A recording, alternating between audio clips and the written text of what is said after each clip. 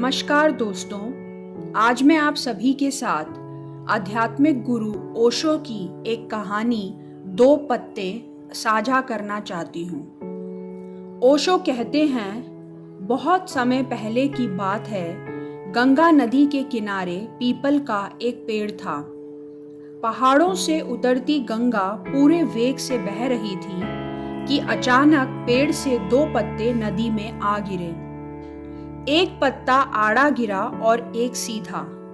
जो आड़ा गिरा वह अड़ गया, कहने लगा, आज चाहे जो हो जाए मैं इस नदी को रोक कर ही रखूंगा।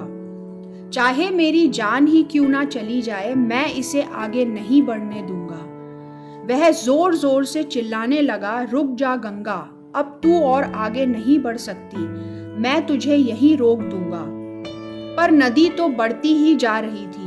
उसे तो पता भी नहीं था कि कोई पत्ता उसे रोकने की कोशिश कर रहा है, पर पत्ते की तो जान पर बन आई थी। वो लगातार संघर्ष कर रहा था।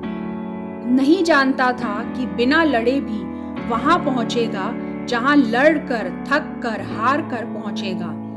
पर अब और तब के बीच का समय उसकी पीड़ा का, उसके संताप का काल बन जाएगा। वहां दूसरा पत्ता जो सीधा गिरा था, वह तो नदी के प्रवाह के साथ ही बड़े मजे से बहता चला जा रहा था।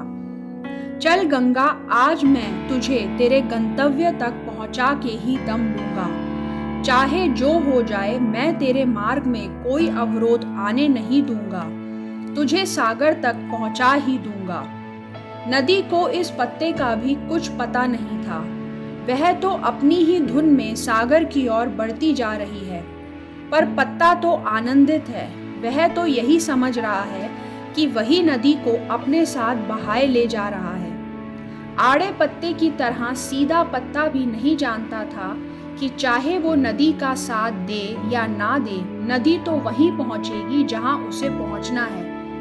पर अब और तब के बीच का समय उसके सुख का, उसके आनंद का काल बन जाएगा। जो पत्ता नदी से लड़ रहा है, उसे रोक रहा है, उसकी जीत का कोई उपाय संभव नहीं है।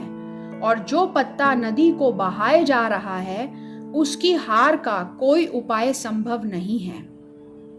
ओशो कहते हैं, व्यक्ति ब्रह्म की इच्छा के अतिरिक्त कुछ कभी कर नहीं पाता है, लेकिन लड़ सकता है।